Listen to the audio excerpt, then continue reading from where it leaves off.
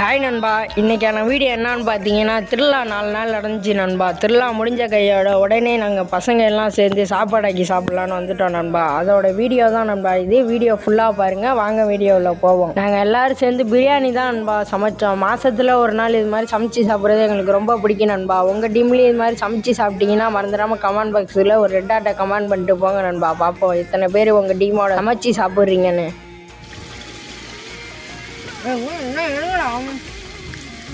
அரிசி போடுறோம்.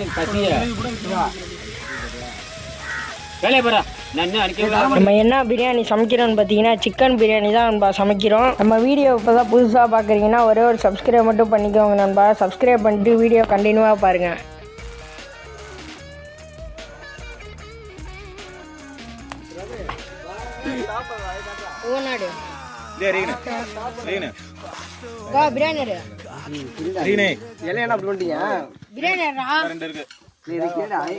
பிரியாணி தம்மா போட்டு உடைச்சாச்சு நண்பா. கரெக்டான சைஸில் பிரியாணி வந்து இருந்துச்சு. ஒரு குறையும் இல்லாமல் செஞ்சுருந்தோம் நண்பா.